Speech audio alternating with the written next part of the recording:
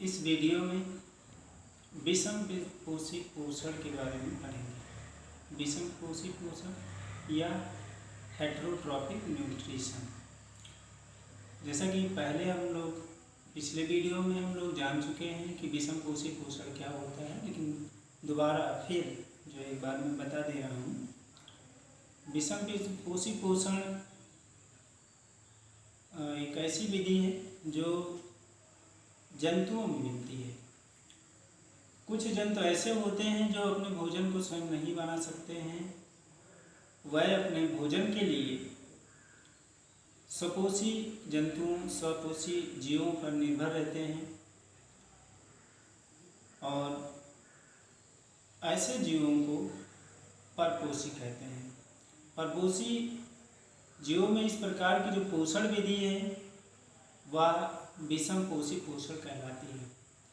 इस वीडियो में हम लोग मोस्टली फोकस करेंगे अमीबा में पोषण, जो कि कक्षा 10 के सिलेबस में दिया गया है। तो अगर अमीबा देखा जाए तो अमीबा एक कोशिकीय जीव होता है।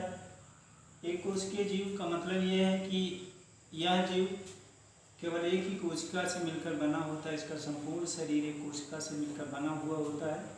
इसके अलावा अमीबा संघ प्रोटोजोआ का सदस्य है। इसके अलावा यह जलीय जीव होता है, मतलब जल में पाया जाने वाला जीव है। इसके अलावा ये सूक्ष्मदर्शीय है, माइक्रोस्कोपिक है। इसको हम नग्न आँख से नहीं देख सकते हैं। इसको देखने के लिए सूक्ष्मदर्शी की आवश्यकता होती है। अब अगर हम अमीबा में देखें तो पोषण जो होता है, जैसा कि आपको पहले बताया जा चुका है कि जो विषम पोषी पोषण होता है वह 3 प्रकार का होता है। पहला प्राण संभोजी, दूसरा मृतोपजीविता और तीसरा परजीविता। तो अमीबा में जो पोषण विधि है वो होती है प्राण संभोजी। यहाँ पर हम लोग जानेंगे कि जो प्राण संभोजी पोषण विधि होती है वह 5 चरणों में पूर्ण होती है। वो 5 चरण कौन कौन से हैं? जो पहला चरण होता है वो होता है अंतर्ग्रहण, दूसरा पाचन, तीसरा अवशोषण, चौथा होता है स्वांगीकरण और लास्ट अंतिम जो होता है वो होता है बहिक्षेपण। जैसा कि यहाँ पर इस बोर्ड पे दिखाया गया है, अंतर्ग्रहण, पाचन, अवशोषण, स्वांगीकरण और बहिक्षेपण। तो यहाँ पर हम लोग देखेंगे फिगर के माध्यम से कि ये जो पूरी 5 प्रक्रिया है किस तरह से अमीबा में पोषण कंप्लीट होता है। सबसे पहले यहाँ पर अब देखिए कि ये जो फिगर दिया गया है ये एक अमीबा का फिगर है जो कि एक कोशिकीय है। केवल एक कोशिका से इसका शरीर बना हुआ होता है।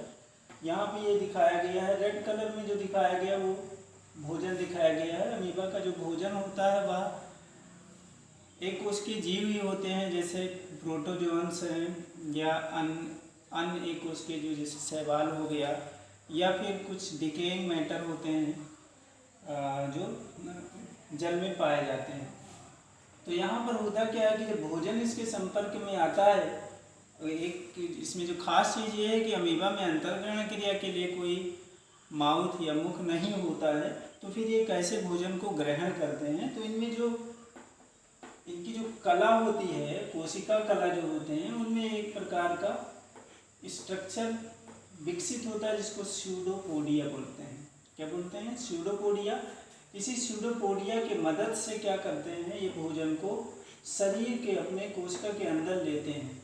तो यहाँ पर जैसे ये कोशिका के अंदर भोजन को कर लिए, वो प्रक्रिया कंप्लीट हो जाती है अंतर्ग्रहण। उसके बाद में क्या होता है, जब यहाँ पर क्योंकि ये जो झिल्ली होती है पूरी तरह से भोजन को कवर कर लेती है, और झिल्ली जब कवर कर लेती है भोजन को तो वो जो रचना बनती है उसको बोलते हैं खाद्य दानी। यानी कि खाद्य दानी के अंदर भोजन पूरी तरह से पैक हो जाता है।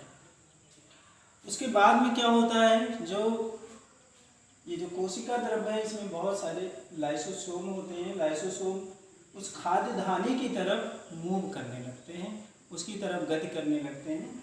आपको पहले से ही पता है कि जो लाइसोसोम होता है उसके अंदर बहुत ही पावरफुल बहुत ही शक्तिशाली डाइजेस्टिव एंजाइम पाए जाते हैं, पाचक एंजाइम पाए जाते हैं। तो ये जा करके इससे जुड़ जाता है।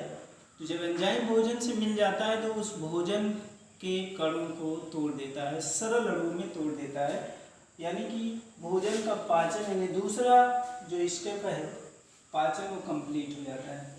इसके बाद में क्या होता है कि जो पचा हुआ भोजन होता है वह फिर इस जो खाद्यदानी है उसकी झिल्ली से इसके कोशिका द्रव्य में चला जाता है, जहाँ पर इसका यूटिलाइजेशन हो जाता है, यानी कि इसका उपयोग हो जाता है। कि यहाँ पे ये दोनों चरण कंप्लीट हो जाते हैं, अवशोषण और स्वांगीकरण।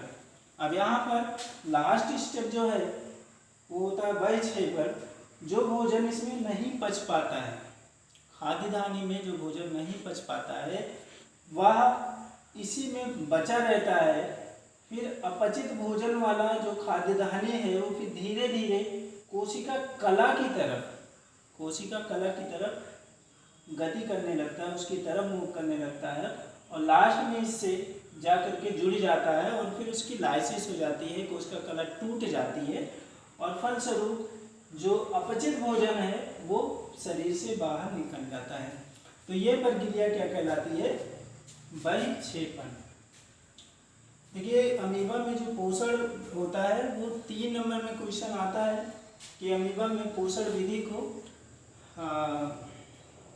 नामांकित चित्रों के माध्यम से समझाइए।